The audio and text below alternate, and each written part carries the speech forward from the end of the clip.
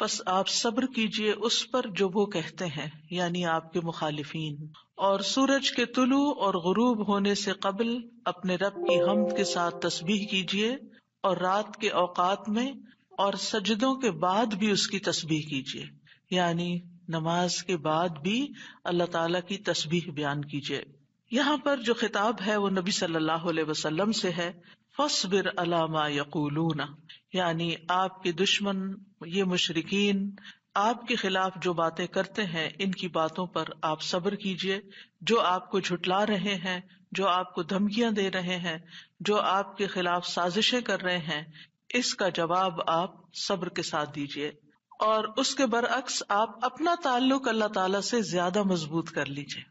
یعنی کتنی خوبصورت تعلیم ہے ہمارے دین کی کہ جب لوگ مخالفت کریں تو بجائے اس کے کہ ان سے الجھنا شروع کر دیں اور ان کی باتوں کا جواب دینے لگیں اور خود کو ڈیفینڈ کرنا شروع کر دیں، کرنے کا کام کیا ہے کہ ہم اللہ کی طرف توجہ کریں، رغبت کریں، دعا کریں، اللہ کی تسبیح بیان کریں، اس کی حمد بیان کریں۔ اسی لیے آگے فرمایا وَسَبِّحْ بِحَمْدِ رَبِّكَ، اور اپنے رب کی حمد کے ساتھ اس کی تسبیح بیان کریں، یعنی اللہ سبحانہ وتعالیٰ کو ان باتوں سے پاک قرار دیں جو باتیں یہ مشرکین اللہ سبحانہ وتعالیٰ سے منسوب کرتے ہیں، اور اس کے ساتھ ساتھ اللہ سبحانہ وتعالیٰ کی شان بلند کریں، اس کی تعریف بیان کریں، اس کی ایسی صفات بیان کریں جو اس کے شایان شان ہیں، اور یہ نفی اور اثبات دونوں مل کر اللہ کے کمال کو ثابت کرتے ہیں۔ اور یہاں تسبیح سے مراد یا تو ظاہری تسبیح ہے یعنی اللہ تعالیٰ کی پاکی بیان کرنا، یا پھر اس سے مراد نماز ہے، یعنی جب لوگوں کی باتیں تکلیف دیں تو آپ اللہ سے نماز کے ذریعے مدد مانگیں، فاستعینوا بالصبر والصلاۃ۔ اور پھر قبل طلوع الشمس سے مراد فجر کی نماز جو سورج طلوع ہونے سے پہلے ہوتی ہے، اور قبل الغروب سے مراد ظہر اور عصر کی نمازیں ہیں۔ وَمِنَ اللَّيْلِ فَسَبِّحْهُ، اس سے مراد رات کی نماز یعنی عشاء اور تہجد کی نماز ہے، اور مغرب بھی رات کا ہی ایک حصہ ہو جاتا ہے کیونکہ سورج غروب ہو چکا ہوتا ہے۔ یعنی ان تمام احوال میں اللہ تعالیٰ کی تسبیح بیان کریں، اور تسبیح سے مراد یعنی سورج کے طلوع ہونے اور غروب ہونے سے پہلے جو تسبیحات ہمیں بتائی گئی ہیں وہ پڑھیں، اور اگر اس سے مراد نماز ہے تو پھر اس سے مراد نماز میں اللہ کا ذکر، اور اس کے علاوہ وَأَدْبَارَ السُّجُودِ، اور سجدوں کے بعد بھی۔ ایک معنی اس کا یہ ہے کہ نماز کے بعد کی تسبیحات کا اہتمام کیا جائے۔ بہت سے لوگوں کو دیکھا گیا وہ نماز پڑھتے بس اٹھ جاتے ہیں، تسبیح نہیں کرتے، جبکہ یہاں اللہ سبحانہ وتعالیٰ خاص طور پر حکم دے رہے ہیں کہ نماز کے بعد تسبیح بیٹھ کر کرنی چاہیے، یہ نماز کے بعد کا ذکر ہے۔ مجاہد ابن عباس سے روایت کرتے ہیں کہ اللہ تعالیٰ نے آپ صلی اللہ علیہ وسلم کو تمام نمازوں کے بعد تسبیح پڑھنے کا حکم دیا ہے، اور وہ اس آیت کی تشریح کر رہے تھے وَإِدْبَارَ السُّجُودِ کی۔ مجاہد کہتے ہیں اس سے مراد فرض نماز کے بعد تسبیح کرنا ہے۔ تو یہ نوٹ کر لیجئے کہ ساری نماز مکمل کرنے کے بعد نہیں بلکہ فرض نماز پڑھنے کے بعد تسبیح کریں۔ دوسرا معنی اس کا کیا کیا گیا ہے کہ فرض نماز کے بعد نفل نماز بھی پڑھیں، کیونکہ صبح عربی میں نفل نماز کے لیے بھی آتا ہے، یعنی فرض نماز کے بعد نفلی نماز بھی ادا کریں۔ اور تیسرا معنی اس کا کیا گیا ہے کہ مغرب کی نماز کے بعد 2 رکعات بھی پڑھیں، یعنی ان کو بھی تسبیح کا نام دیا گیا ہے۔ اسی طرح سورۃ الطور میں اللہ تعالیٰ فرماتے ہیں وَاصْبِرْ لِحُكْمِ رَبِّكَ فَإِنَّكَ بِأَعْيُنِنَا وَسَبِّحْ بِحَمْدِ رَبِّكَ حِينَ تَقُومُ وَمِنَ اللَّيْلِ فَسَبِّحْهُ وَإِدْبَارَ النُّجُومِ۔ اور آپ اپنے رب کے حکم کے آنے تک صبر کیجئے، پس بے شک آپ ہماری نگاہوں کے سامنے ہیں، اور جس وقت آپ کھڑے ہوتے ہیں آپ اپنے رب کی حمد کے ساتھ تسبیح کیجئے، اور رات کو بھی اور ستاروں کے پلٹنے کے بعد بھی اس کی تسبیح کیجئے۔ یہاں بھی نبی صلی اللہ علیہ وسلم کو صبر کا حکم دیا گیا ہے کہ آپ اپنے رب کا حکم آنے تک صبر کرتے رہیں۔ فَإِنَّكَ بِأَعْيُنِنَا، آپ ہماری نگاہوں کے سامنے ہیں، آپ ہماری توجہ میں ہیں، ہماری نظروں میں ہیں، ہمارے علم میں ہیں، آپ ہماری حفاظت میں ہیں۔ یعنی عربی کے محاورے کے مطابق کوئی نگاہوں میں ہو کا مطلب یہ کہ ہم اس کی نگرانی کر رہے ہیں، حفاظت کر رہے ہیں، جسے موسیٰ علیہ السلام کے بارے میں اللہ تعالیٰ نے فرمایا وَلِتُصْنَعَ عَلَىٰ عَيْنِي، تاکہ آپ کی پرورش میری آنکھوں کے سامنے کی جائے، یعنی میری حفاظت اور حراست کے ساتھ. اور وَسَبِّحْ بِحَمْدِ رَبِّكَ حِينَ تَقُومُ، اس کا معنی ہے کہ جب آپ مجلس سے اٹھیں تو تسبیح کریں، جب نیند سے اٹھیں تو تسبیح کریں، جب نماز کے لیے اٹھیں تو تسبیح کریں، اور نماز میں بھی تسبیح کریں. اور اسی طرح تسبیح کے دو اور معنی بھی کیے گئے ہیں کہ رکوع اور سجدوں میں تسبیح کریں، اور پھر دعائے استفتاح میں تسبیح کریں، سبحانک اللہم و بحمدک، یہاں بھی تسبیح ہے. تو آپ دیکھ رہے ہیں کہ ہم دن میں کتنی بار اللہ سبحانہ وتعالیٰ کی تسبیح بیان کرتے ہیں.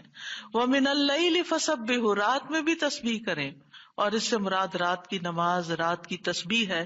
جیسے بیڈ پہ جاتے ہوئے تسبیحات فاطمہ نبی صلی اللہ علیہ وسلم نے حضرت فاطمہ کو سکھائی تھی تاکہ ان کی تھکاوٹ دور ہو جائے. نماز کے علاوہ بھی تسبیح کرتے رہنا چاہیے. ادبار النجوم کے بھی 3 معنی ہیں. ایک معنی کیا گیا ہے فجر سے پہلے کی 2 رکعتیں پڑھنا.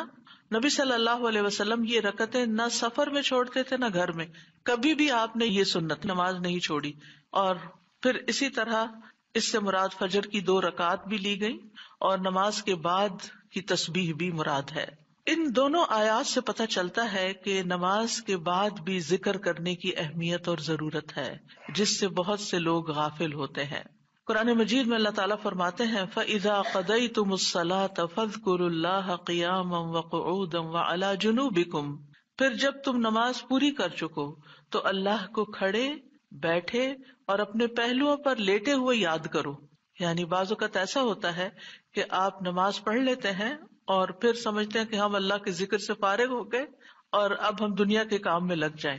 ہاں، دنیا کے کام 2-3 طرح سے ہی ہوتے ہیں. یا کھڑے ہو کے کوئی کام ہو رہا ہوتا ہے، آپ کچن میں چلے جاتے ہیں، کوکنگ کر رہے ہیں، آپ اپنا ذکر جاری رکھیں. یا پھر آپ بیٹھ گئے ہیں اور بیٹھ کے کوئی کام کر رہے ہیں، تسبیح جاری رکھیں، ذکر جاری رکھیں. اور اسی طرح اگر آپ لیٹ گئے آرام کرنے کے لیے تو بھی ذکر جاری رکھیں. یعنی ہر حال میں اللہ تعالیٰ کا ذکر کرتے رہیں. اسی طرح سورۃ جمعہ میں اللہ تعالیٰ فرماتے ہیں فَإِذَا قُضِيَتِ الصَّلَاةُ فَانتَشِرُوا فِي الْأَرْضِ وَابْتَغُوا مِن فَضْلِ اللَّهِ وَاذْكُرُوا اللَّهَ كَثِيرًا لَعَلَّكُمْ تُفْلِحُونَ. پھر جب نماز پوری کر لی جائے تو زمین میں پھیل جاؤ اور اللہ کے فضل سے تلاش کرو، یعنی اپنے دنیا کا کام کاروبار کرو اور اللہ کو بہت یاد کرو. یعنی اپنے بزنس آورز میں بھی، اپنی جاب پر بھی اللہ کو نہیں بھولنا. کیوں؟ لعلکم تفلحون، تاکہ تم فلاح پاؤ، کامیاب ہو جاؤ. اسی طرح اللہ سبحانہ تعالیٰ رمضان کے روزے مکمل کرنے کے بعد کس چیز کا حکم دیتے ہیں؟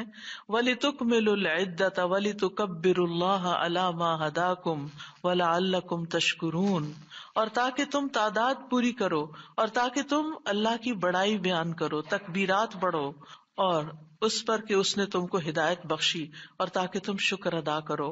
اسی طرح حج کے مناسک ادا کرنے کے بعد بھی ذکر کا حکم ہے. فَإِذَا قَضَيْتُم مَّنَاسِكَكُمْ فَاذْكُرُوا اللَّهَ كَذِكْرِكُمْ آبَاءَكُمْ أَوْ أَشَدَّ ذِكْرًا. پھر جب تم اپنے حج کے مناسک پورے کر چکو تو اللہ کو یاد کرو جس طرح اپنے باپ دادا کو یاد کیا کرتے تھے، بلکہ اس سے بھی زیادہ یاد کرنا. یعنی باپ دادا کو یاد کرنے، ماں باپ کو یاد کرنے سے بھی زیادہ اللہ کا ذکر کیا کرو، اللہ سبحانہ تعالیٰ کو زیادہ یاد کیا کرو. کیونکہ انسانوں کی یاد انسانوں کو دکھی کرتی ہے، لیکن اللہ کی یاد دلوں کے اطمینان کا باعث بنتی ہے، دلوں کے اندر سکون کا باعث بنتی ہے. الا بذکر اللہ تطمئن القلوب، خبردار اللہ کے ذکر سے دلوں کو اطمینان نصیب ہوتا ہے. تو آپ نے دیکھا کہ تمام عبادات کے بعد ذکر کا حکم ہے، تسبیح کا حکم ہے، تکبیر کا حکم ہے. اسی طرح نماز کے بعد خاص طور پر، یعنی نماز پڑھتے ہی اٹھ نہیں جانا چاہیے، بلکہ وہاں بیٹھ کر بھی اللہ کا ذکر کرنا چاہیے، اور اس میں غفلت نہیں برتنی چاہیے اور سستی نہیں ہونی چاہیے. بعض لوگ سلام پھیرتے ہی سنت پڑھنے کے لیے کھڑے ہو جاتے ہیں، جیسے آج کل تراویح میں جلدی ہوتی ہے لوگوں کو، تو بس فرض نماز پڑھی، آیت الکرسی کا بھی ٹائم نہیں ملتا کہ جلدی سے. سنت کا ہوتا ہے کہ اگر آیت الکرسی پڑھنے بیٹھ گئے تو سنت رہ جائے گی، امام صاحب تراویح شروع کر دیں گے. تو میں سوچتی ہوں کہ جب گھر سے نکل ہی آئے اللہ کی یاد کے لیے، تو کم از کم مسنون مستحب طریقے سے ہی ہم ساری عبادات کریں تاکہ وہ دل کو پھر اطمینان بھی نصیب ہو. بہرحال ایک نماز کے بعد فوراً اگلی نہیں شروع کر دینی چاہیے، اس کے بیچ کے وقفے میں اللہ کا ذکر کرنا چاہیے.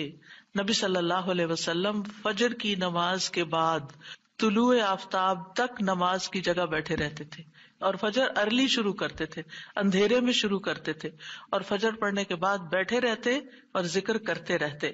سماک بن حرب کہتے ہیں، میں نے جابر بن سمرہ سے عرض کیا، کیا آپ رسول اللہ صلی اللہ علیہ وسلم کے پاس بیٹھے تھے؟ انہوں نے فرمایا کہ ہاں، بہت زیادہ، میں بہت بیٹھتا رہا ہوں آپ کے پاس. آپ اپنی نماز کی جگہ سے کھڑے نہیں ہوتے تھے جس جگہ صبح کی نماز پڑھتے تھے جب تک کہ سورج نہ نکل آتا، پھر جب سورج نکل آتا تو آپ کھڑے ہو جاتے. اسی طرح ایک اور روایت میں آتا ہے، نبی صلی اللہ علیہ وسلم جب فجر کی نماز پڑھتے تھے تو اپنی جگہ بیٹھے رہتے یہاں تک کہ سورج خوب اچھی طرح طلوع ہو جاتا. تو پھر اس وقت کیا کرتے تھے؟ اشراق کے نوافل. تو اس سے آپ اندازہ لگائیں، کیا ہم میں سے کوئی یہ کہہ سکتا ہے کہ میں رسول اللہ صلی اللہ علیہ وسلم سے زیادہ مصروف انسان ہوں، میں زیادہ بزی ہوں، میرے بہت کام ہے، میرے پاس بیٹھنے کا وقت نہیں ہے؟ نہیں، یہ صرف نفس کا دھوکا ہوتا ہے. نفس ہمیں دھوکا دیتا ہے کہ دیکھو، پہلے تم اٹھے ہو تہجد کے لیے، پھر تم نے پڑھی نماز اور پھر پڑھے اذکار، اور اب تم پھر بیٹھ کے اور انتظار کرو، تو اٹھو کچھ اور کام کرو. اچھا میرا وہ کام بھی ہے، میرا وہ کام بھی ہے، اور اس طرح ہم اپنے آپ کو تسلیاں دے کر اپنی جگہ سے اٹھ جاتے ہیں اور ذکر میں کوتاہی کر جاتے ہیں. جبکہ مستحب یہی ہے کہ اسی جگہ بیٹھ کر، چاہے آپ تلاوت قرآن کریں، چاہے آپ صبح شام کے اذکار، یہی وقت ہے ان کا سورج نکلنے سے پہلے، اور حفاظت کے لیے جو پڑھتے ہیں وہ انہی اوقات میں پڑھے جاتے ہیں.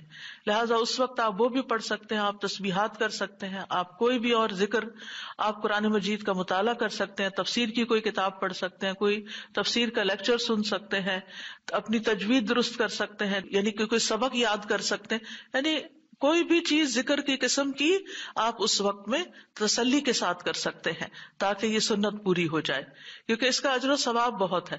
جو شخص اسی جگہ بیٹھا رہے اور پھر نفل پڑھ کے اشراق کے اٹھے تو اس کو حج عمرے کا ثواب ملتا ہے. نبی صلی اللہ علیہ وسلم نے صحابہ کو نماز کے بعد کے اذکار سکھائے. ابن تیمیہ رحمہ اللہ کہتے ہیں کہ نبی صلی اللہ علیہ وسلم جب لوگوں کو نماز پڑھاتے تھے تو آپ سلام پھیرنے کے بعد دعا نہیں کرتے تھے، اور نہ صحابہ ایسا کرتے تھے، نہ صبح کی نماز میں، نہ عصر کی نماز میں، نہ دیگر نمازوں میں، بلکہ آپ سے ثابت ہے کہ آپ اپنا چہرہ اصحاب کی طرف کر لیتے، یعنی پلٹ کے واپس بیٹھ جاتے، اللہ کا ذکر کرتے اور ان کو سکھاتے تھے. یعنی اذکار اور دعا میں تھوڑا سا فرق ہے. دعائیں زیادہ سے زیادہ سلام پھیرنے سے پہلے کر لیتے تھے، اور جو اذکار ہوتے تھے جیسے تسبیحات ہیں یا صبح شام کے اذکار ہیں یا باقی اذکار ہیں وہ بعد میں کر لیتے تھے، جیسے لا الہ الا اللہ وحدہ لا شریک لہ، اور اسی طرح دیگر اذکار جو ہیں. اور سلام پھیرنے کے بعد اللہ کا ذکر کرنا یعنی زیادہ مستحب ہے. اگرچہ دعا بھی کر سکتے ہیں، یعنی منع نہیں ہے. بعض علماء یہ کہتے ہیں کہ نبی صلی اللہ علیہ وسلم نے جو دبر الصلاۃ کا لفظ استعمال کیا نماز کے پیچھے، تو اس سے مراد نماز کے بعد بھی ہے. حضرت عائشہ کہتی ہیں کہ نماز کے بعد کے اذکار شیشے کو صاف کرنے کے بعد اس کو چمکانے کی طرح ہے. یعنی نماز میں آپ نے اپنی صفائی کر لی اور اب بعد کے اذکار کے جو آپ کو اور زیادہ چمکا رہے ہیں. نماز نور ہے، یہ دل کو صاف کر دیتی ہے، دل کو روشن کر دیتی ہے، جیسے کہ شیشے کو صاف کیا جاتا ہے. اور نماز کے بعد ذکر کرنا ایسا ہے جیسا کہ شیشے کو چمکایا جاتا ہے. فرشتے بھی دعائیں کرتے ہیں. رسول اللہ صلی اللہ علیہ وسلم نے فرمایا، جب تک تم اپنے مصلے پر جہاں تم نے نماز پڑھی تھی بیٹھے رہو اور ریاح خارج نہ کرو، گیس پاس نہ کرو، تو فرشتے تم پر برابر درود بھیجتے رہتے ہیں. یعنی اگر کوئی شخص فجر کی نماز پڑھ کے اپنے وضو کی حالت میں سورج نکلنے تک بیٹھا رہتا ہے تو آپ اپنے لیے بھی ذکر کر رہے ہیں اور فرشتے بھی آپ کے لیے دعائیں کر رہے ہیں. کیا دعا کرتے ہیں؟ اللہم اغفر لہ، اللہم ارحمہ، اے اللہ اس کی مغفرت فرما، اے اللہ اس پر رحم فرما. اور یہ اس وقت تک ہوتا رہتا ہے جب تک وہ وضو توڑ کر فرشتوں کو تکلیف نہ پہنچائے. یعنی جب گیس پاس ہوتی ہے اور اس کی اسمیل سے پھر فرشتوں کو تکلیف ہوتی ہے، تو فرشتے جو ہیں وہ پیاز کی اسمیل اور لہسن کی اور جسم سے نکلنے والے، اگر پسینہ بہت آ رہا ہے اور کپڑے نہیں آپ تبدیل کرتے، رات کے کپڑوں میں ہی اٹھ کے نماز شروع کر دیتے ہیں اور وہ اسمیلی کپڑے ہوتے ہیں، تو اس سے فرشتے آپ سے دور رہتے ہیں. اور اسی طرح اگر یعنی خوراک میں کوئی ایسی چیز ہے کہ آپ کی گیس میں بہت اسمیل ہے، تو یہ چیز بھی فرشتوں کو تکلیف دیتی ہے اگر آپ مصلی پر بیٹھے ہیں یا آپ ذکر کی حالت میں ہیں. پھر اس وقت ذکر کرنا جو ہے اولاد اسماعیل سے غلام آزاد کرنے سے افضل عمل ہے، خاص طور پر اگر ہم لا الہ الا اللہ وحدہ لا شریک لہ والی تسبیح پڑھتے ہیں. ابو امامہ سے مروی ہے، رسول اللہ صلی اللہ علیہ وسلم نے فرمایا، سورج طلوع ہونے تک میں بیٹھ کر اللہ تعالیٰ کا ذکر کروں، اس کی بڑائی، اس کی حمد و تسبیح اور تحلیل کروں، یہ مجھے اولاد اسماعیل میں سے 2 غلام آزاد کرنے سے زیادہ محبوب. یعنی اس وقت کا ذکر ایسا ہے جیسے آپ نے اتنا بڑا صدقہ بھی کر دیا. اسی طرح عصر کے بعد سورج غروب ہونے تک ذکر کرنا مجھے اولاد اسماعیل میں سے 4 غلام آزاد کرنے سے زیادہ محبوب ہے. یعنی عصر پڑھ کر بھی آپ مغرب تک ذکر کر سکتے ہیں. اگر عام دنوں میں نہیں تو آپ جمعے کے دن تو کر ہی سکتے ہیں، کیونکہ اس دن دعائیں قبول ہوتی ہیں. لیکن عموماً ہم اپنی غفلت اور سستی کی وجہ سے کوئی اور کام شروع کر دیتے ہیں اور ہم ان قیمتی اوقات کی قدر نہیں کرتے، ہماری پرائرٹیز نہیں ہوتی. یعنی انسان کو جب پتہ چلتا ہے کہ یہ بزنس کا پیک آور ہے تو وہ کیا کرتا ہے؟ اس وقت کہیں اور سیر کو چلا جاتا ہے؟ نہیں، اس وقت وہ سارے کام چھوڑ کر اس کام کی طرف متوجہ ہو جاتا ہے جو اس کو سب سے زیادہ فائدہ دینے والا ہے. تو اسی طرح بعض سلف صالحین کہتے ہیں کہ ہم نے جمعے کے دن عصر کے بعد مغرب تک جو دعا کی ہماری قبول ہوئی. یعنی یہ قبولیت دعا کا خاص وقت ہوتا ہے. جیسے صبح کا وقت بکرتن نماز فجر سے لے کر سورج نکلنے تک کا ہے، بڑا ہی قیمتی وقت ہے ذکر اذکار کے لیے. اسی طرح عصر کی نماز سے لے کر مغرب تک کا وقت بھی بڑا ہی قیمتی ہے. تو اس میں آپ دیکھیے خصوصاً آج کل آپ روزے سے ہیں، روزہ دار کی بھی دعا قبول ہوتی ہے. اور اس میں بھی امت کے نیک لوگوں کا طریقہ یہی رہا ہے کہ وہ روزہ کھلنے سے پہلے سارے کام چھوڑ دیتے تھے اور ذکر اذکار میں مصروف ہو جاتے تھے، دعائیں کرنے میں مصروف ہو جاتے تھے.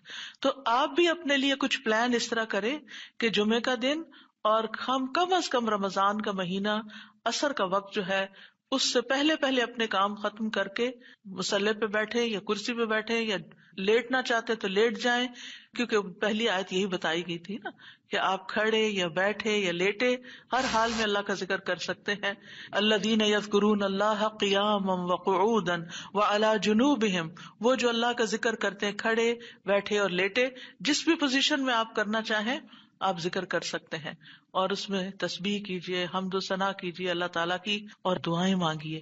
اور الحمدللہ ہمارے پاس کتابوں کی شکل میں دعاؤں کا اتنا پیارا ذخیرہ ہے جو مسنون اوتھینٹک دعائیں قرآن و سنت سے ہم نے جمع کی ہیں. اگر زبانی یاد ہے تو بہت ہی اچھا کہ دل لگا کے زبانی پڑھے، اور اگر زبانی یاد نہیں تو ان کو کھول لیجئے اور پڑھنا شروع کر دیجئے. اور صرف پڑھتے نہ جائیں، اس وقت کوئی قرات کا وقت نہیں ہے، یہ مانگنے کا وقت ہے. دیکھ دیکھ کر اس طرح پڑھیں دعا کو جیسے آپ مانگ رہے ہیں اللہ تعالیٰ سے.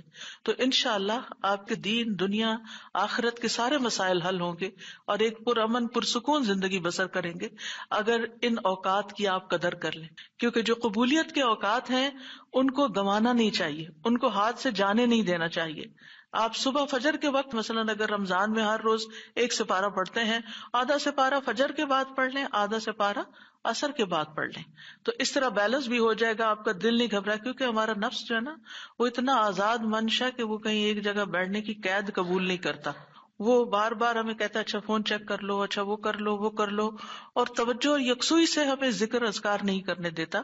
تو اس کو ٹیم کرنے میں، اس کو ڈسپلن کرنے میں وقت لگے گا. لیکن ونس ایک دفعہ آپ عادی ہو گئے، آپ نے اس گھوڑے کو قابو کر لیا، آپ نے اس کو بٹھا لیا.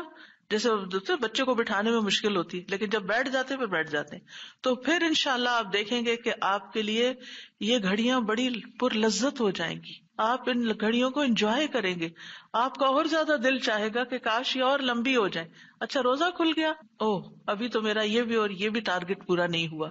پھر اسی طرح یہ ہے کہ رسول اللہ صلی اللہ علیہ وسلم نے فرمایا، جو شخص فجر کی نماز جماعت کے ساتھ پڑھنے کے بعد بیٹھ کر اللہ کا ذکر کرتا رہے یہاں تک کہ سورج نکل آئے، پھر 2 رکعتیں پڑھے، اس کے لیے 1 حج اور عمرے کا ثواب ہے۔ انس فرماتے ہیں، پھر رسول اللہ صلی اللہ علیہ وسلم نے 3 بار فرمایا، پورا پورا پورا، یعنی پورا ثواب حج عمرے کا، پورا ثواب حج عمرے کا، پورا ثواب۔ یعنی آپ سوچئے کہ حج عمرہ کرنا کوئی آسان کام ہے؟ مشکل کام ہے، جس میں مال بھی انوالو ہے، آپ کی ایفرٹ بھی، آپ کا گھر چھوڑنا بھی، سب کچھ۔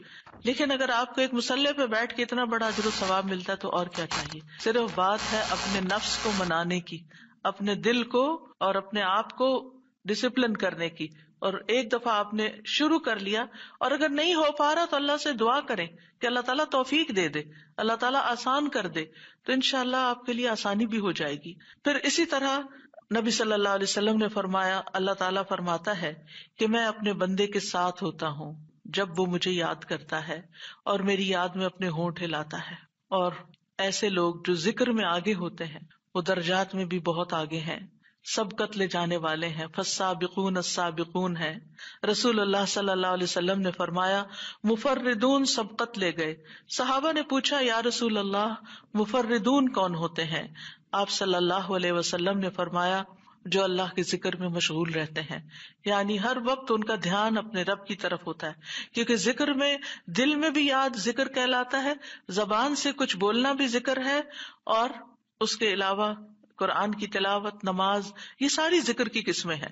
یعنی کچھ فارمل ہے، کچھ انفارمل ہے، کچھ خبر ہے یعنی جیسے تسبیحات وغیرہ ہوتی، کچھ میں دعا ہوتی ہے، طلب ہوتی ہے، اللہ تعالیٰ سے اپنی حاجت مانگتے ہیں، یہ ساری چیزیں ذکر میں شمار ہوتی ہیں۔ اب آ جاتے ہیں ہم نماز کے بعد کے اذکار کے متعلق، اور یہ اذکار بھی آپ کو اس کتاب میں ملیں گے، نماز کے اذکار، یعنی نماز کے اندر کے ذکر بھی اور نماز کے بعد کے بھی۔ نماز کا سلام پھیرتے ہی نماز ختم ہو جاتی ہے، اس کے بعد سب سے پہلے کہنا چاہیے اللہ اکبر 1 بار، اور تھوڑا سا بلند آواز سے، جس سے پتہ چلے کہ نماز پڑھ لی ہے۔ اللہ اکبر۔ ابن عباس کہتے ہیں، میں نبی صلی اللہ علیہ وسلم کی نماز کے مکمل ہونے کو تکبیر کی وجہ سے سمجھ جاتا تھا۔ یعنی مثلا کوئی نفل پڑھ رہا ہے تو آپ کو نہیں پتہ چلتا کہ پڑھ چکا یا نہیں، لیکن اگر اس نے بلند آواز سے کہہ دیا اللہ اکبر تو پتہ چل گیا کہ ہاں اس کی نماز مکمل ہو گئی ہے۔ کیوں اللہ اکبر کہیں؟ کہ اللہ ہر چیز سے بڑا۔ آپ دیکھیں ہم نے نماز کا آغاز کس سے کیا تھا؟ اللہ اکبر سے کیا تھا، اور نماز میں کئی بار ہم نے اللہ اکبر کہا، اور اب نماز کے اختتام پر بھی اللہ اکبر، رمضان کے اختتام پر بھی اللہ اکبر، یعنی اللہ کی تکبیر بیان کرنا۔ اللہ سبحانہ وتعالیٰ قرآن مجید میں فرماتے ہیں، اتل ما اوحی الیک من الکتاب واقم الصلاۃ ان الصلاۃ تنہی عن الفحشاء والمنکر ولذکر اللہ اکبر واللہ یعلم ما تصنعون۔ کتاب میں سے جو آپ کی طرف وحی کیا گیا ہے اس کی تلاوت کیجیے اور نماز قائم کیجیے، بے شک نماز بے حیائی اور برائی سے روکتی ہے، اور یقیناً اللہ کا ذکر تو سب سے بڑی چیز ہے، اور اللہ کو معلوم ہے جو کچھ تم کرتے ہو۔ تو اللہ کا ذکر سب سے بڑی چیز، اور اس ذکر میں اللہ کو سب سے بڑا قرار دینا سب سے بڑی چیز۔ اور نبی صلی اللہ علیہ وسلم اور پھر صحابہ کا طریقہ بھی یہی تھا کہ آپ فرض نمازوں کے بعد ذکر کرتے اور آوازیں بلند کرتے، یعنی نماز کے بعد کا ذکر جو ہے اس میں آواز اونچی ہوتی ہے۔ ابن عباس اس بات سے معلوم کر لیتے کہ لوگوں نے سلام پھیر لیا ہے کیونکہ وہ ان کے ذکر کی آواز سنتے تھے۔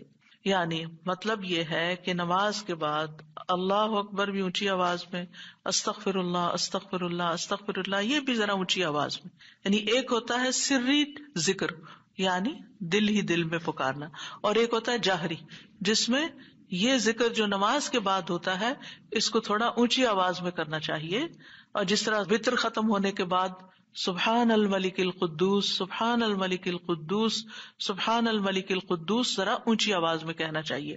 تو نبی صلی اللہ علیہ وسلم اس ذکر کو ہمیشہ اونچی آواز میں کرتے تھے، ٹھیک ہے؟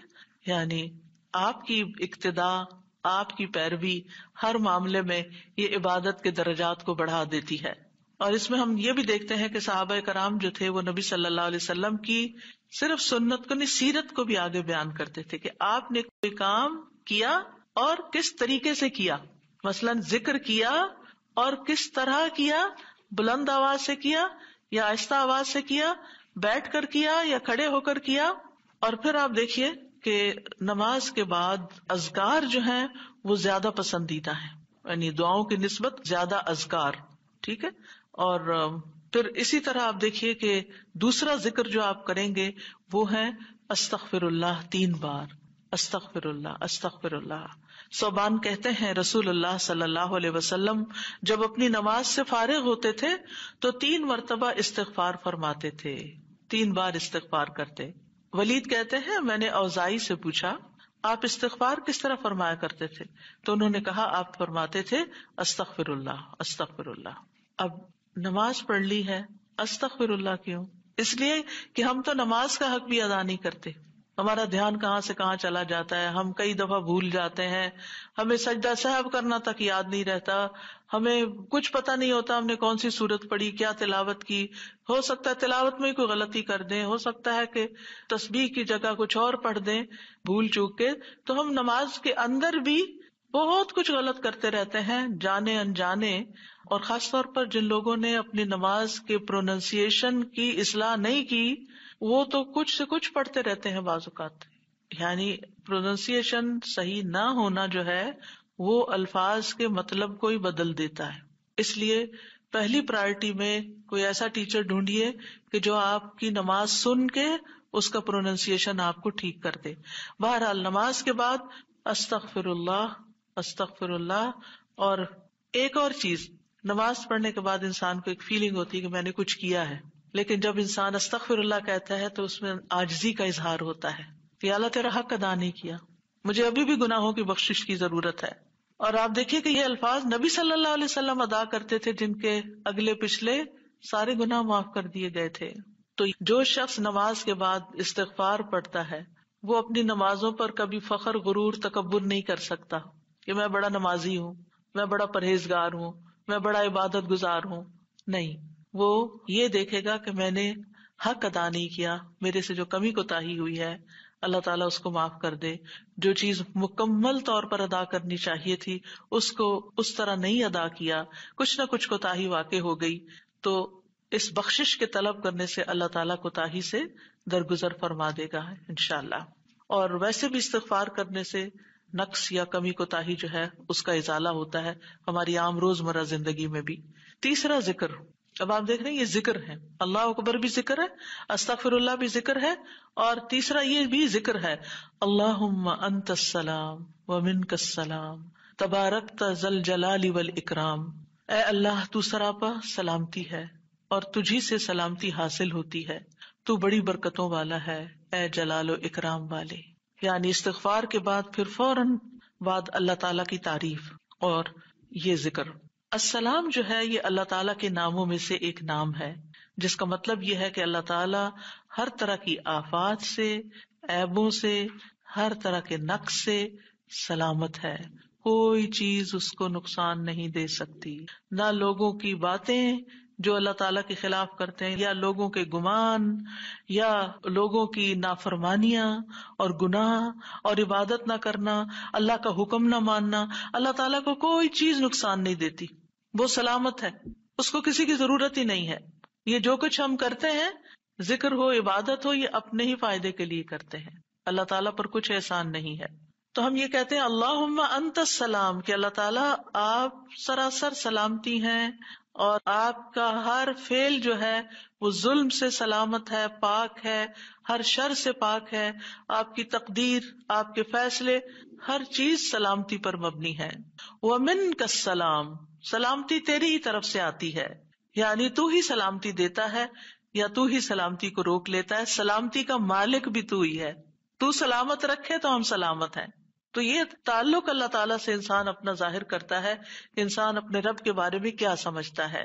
تبارکتا، تبارکتا کا لفظ برکت سے ہے جس کا مطلب ہوتا ہے کثرت سے کسی چیز کا بڑھنا اور قائم رہنا، یعنی تیری خیرات و برکات بہت زیادہ ہیں. ذل جلال والاکرام، اے عزت اور جلال والے. جلال کا مطلب ہے عظمت، بڑائی، اور اکرام کا مطلب ہے احسان. یعنی تو اپنے بندوں کو عزت و اکرام دیتا ہے، اپنے رسولوں کو، اپنے انبیاء کو اور اپنے صالح بندوں کو تو ہی عزت اور اکرام اور برکتیں عطا کرتا ہے، ساری نعمتیں تیری ہی طرف سے ہیں. اور یہ کتنا خوبصورت ذکر ہے جو ہم ہر نماز کے بعد کرتے ہیں، یا جو نہیں کر رہے انہیں لازماً کرنا چاہیے، کہ اللہ سبحانہ وتعالیٰ سے ہم اپنے اچھے گمان کا اظہار کرتے ہیں اور ایک طرح سے انڈائریکٹلی سلامتی اور برکت طلب بھی کرتے ہیں. آپ دیکھیے عموماً ہم جب کسی چیز کے اندر فائدہ دیکھتے ہیں تو ہم خیر اس سے وابستہ کر لیتے ہیں، یہ ہے تو کام ہوگا، یہ نہیں تو کام ہی نہیں ہوگا. مثلاً آپ کوئی قلم خریدتے ہیں اور اس سے لکھنا شروع کرتے ہیں اور آپ کو اچھا لگتا ہے، یا آپ اس سے جو لکھنا چاہتے تھے آرٹیکل یا کوئی چیز یا نوٹس اپنے تو بڑے اچھے لکھ پاتے ہیں، تو آپ کہنے لگتے ہیں یہ قلم بڑا مبارک ہے. ٹھیک ہے بھائی، قلم اچھا ہے، فائدہ دے رہا ہے آپ کو، لیکن اصل تو اللہ نے آپ کے لیے یہ وسیلہ بنایا کہ اس نے آپ تک یہ پہنچایا. تو اصل برکت اور خیر اور سلامتی کا منبع اللہ رب العزت کی ذات ہے. چیزوں کے ساتھ مت چمٹ جائیے اور ان پر اتنے ڈپینڈنٹ نہ ہو جائیں کہ اللہ کو بھول جائیں اور اللہ تعالیٰ کی نعمت اور اللہ تعالیٰ کا احسان یاد نہ کریں. تو اس لیے ہر نماز کے بعد ہم اس بات کا اقرار کرتے ہیں کہ ساری برکتیں تیری ذات سے ہیں یا رب، ساری سلامتی تیری طرف سے ہے یا رب، عزت اور اکرام تیری ہی طرف سے ہے یا رب، تو ہی جس کو چاہے اس پر احسان فرماتا ہے، لہٰذا ہم یہ سب کچھ تجھ سے ہی طلب کرتے ہیں. پھر آپ دیکھیے چوتھا ذکر ہے لا الہ الا اللہ وحدہ لا شریک لہ لہ الملک ولہ الحمد وہو علی کل شیء قدیر. یہ بھی آپ 3 بار پڑھ سکتے ہیں، یہ بھی ذکر ہے، یعنی 3 مرتبہ اللہ تعالی کی توحید کا اقرار. مغیرہ بن شعبہ جو وحی کے کاتب تھے ان سے مروی ہے کہ معاویہ رضی اللہ عنہ نے مغیرہ کو لکھا کہ کوئی حدیث جو آپ نے رسول اللہ صلی اللہ علیہ وسلم سے سنی ہو وہ مجھے لکھ کر بھیجیں. راوی کہتے ہیں کہ مغیرہ رضی اللہ عنہ نے انہیں لکھا کہ میں نے آپ صلی اللہ علیہ وسلم سے سنا ہے آپ اپنی نماز سے فارغ ہونے کے بعد 3 مرتبہ یہ پڑھا کرتے تھے لا الہ الا اللہ وحدہ لا شریک لہ لہ الملک ولہ الحمد وہو علی کل شیء قدیر. سب سے پہلے توحید کا اقرار کہ اللہ ایک ہے، وہی الہ ہے، وہی خالق ہے، مالک ہے، رب ہے، معبود ہے. پھر اس بات کا انکار کہ کوئی اس کا شریک ہو، لا شریک لہ. اور پھر لہ الملک، بادشاہت بھی اسی کی ہے، معبود بھی وہی ہے، بادشاہ بھی وہی ہے، اور ایسا بادشاہ ہے وَلَهُ الْحَمْدُ کہ اس کی تعریف ہے. دنیا کے بادشاہوں کا حشر ہوتا دیکھا ہے آپ نے، ان کے ساتھ کیا کیا جاتا ہے، لیکن اللہ سبحانہ وتعالیٰ کی بادشاہت پر کوئی آنچ نہیں آتی، کوئی اس کو ہلا نہیں سکتا، کوئی اس کو نقصان نہیں دے سکتا، کوئی اس پر باتیں نہیں بنا سکتا، کوئی اس کا نقص نہیں نکال سکتا کہ اللہ تعالیٰ نے آسمان میں یہ کیا چیز بنا دی، زمین میں کیا بنا دی. نہیں، وَلَهُ الْحَمْدُ، اسی کی ہے تعریف. یعنی ایسا بادشاہ کہ جو قابل تعریف ہے، اور ایسا بادشاہ کہ وَهُوَ عَلَى كُلِّ شَيْءٍ قَدِيرٌ. دنیا کے بادشاہ انتہائی بس لاچار ہوتے ہیں، ان کے ہاتھ میں کچھ نہیں ہوتا، وہ انسانوں کے محتاج ہوتے ہیں، انسانوں کی خدمت کے، انسانوں کی مدد کے، انسانوں کے مال کے محتاج ہوتے ہیں. یہ بادشاہت کیا بادشاہت ہے جس کی ساری ڈیپینڈنسی لوگوں کے اوپر ہے. تو اصل بادشاہت تو اللہ کی ہے کہ جو ہر چیز پر پوری قدرت رکھتا ہے. تو آپ اس احساس کے ساتھ اگر اللہ تعالیٰ کا یہ ذکر کرتے ہیں تو آپ کا دل ایک سکون سے بھر جائے گا، ایک خوشی سے بھر جائے گا کہ میں ایسی ہستی کو جانتی ہوں، ایسی ذات کو جانتی ہوں کہ جو اتنی خوبیوں کی مالک ہے. کیونکہ یہ انسان کی فطرت میں ہے، انسان کی نفسیات میں ہے کہ وہ کسی چیز کی تعریف کر کے خوش ہوتا ہے، اور عام طور پر ہم صرف سامنے نظر آنے والی چیزوں کی تعریف کر کر کے خوش ہوتے رہتے ہیں، اور تھوڑے دن کے بعد وہ بھی خراب ہو جاتی ہے، وہ تعریف بھی ساتھ ہی چلی جاتی ہے. انسان ہے تو مر جاتے ہیں، ان کے اعمال ہے تو ختم ہو جاتے ہیں، اور کبھی وہ اچھے ہوتے ہیں اور پلٹ بھی جاتے ہیں. وہ کہاں گئی تعریفیں؟ جوان ہے تو بڑھاپے میں ساری تعریفیں چلی گئی، مالدار تھے تو غریب ہوئے تو ساری تعریفیں چلی گئیں.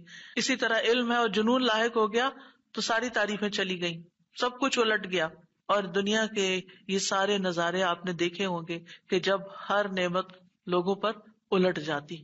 اسی لیے ہم دعا کرتے ہیں نا کہ اللہم انی اعوذ بک من زوال نعمتک، کہ اللہ نعمتوں کے زوال سے بچانا. یہ انتہائی تکلیف دہ چیز ہے، لیکن یہ ایک دنیا کا قانون ہے، یہ سب کچھ ہوتا ہے اور ہماری آنکھیں دیکھتی ہیں. لیکن اللہ سبحانہ وتعالی ان سب چیزوں سے پاک ہے، اس کو کوئی زوال نہیں اور اس کا کوئی کچھ بگاڑ نہیں سکتا، اور وہ ہر چیز پر پوری طرح قادر ہے، جو چاہے کر سکتا ہے، اور تعریف اسی کے لیے ہے.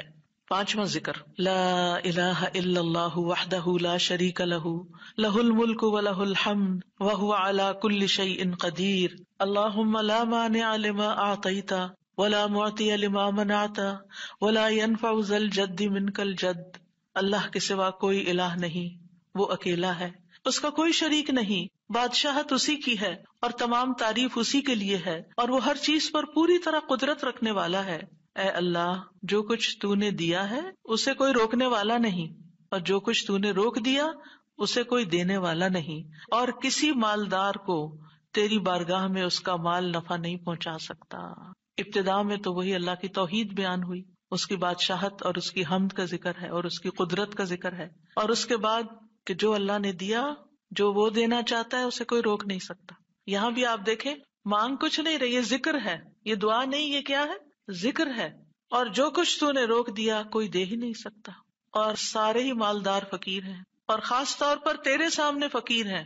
یا ایھا الناس انتم الفقراء الی اللہ واللہ هو الغنی الحمید. اے لوگو، تم سب اللہ کے فقیر ہو، اللہ کے محتاج ہو، اور اللہ ہی غنی، مالدار اور وہی قابل تعریف ہے. واللہ هو الغنی الحمید.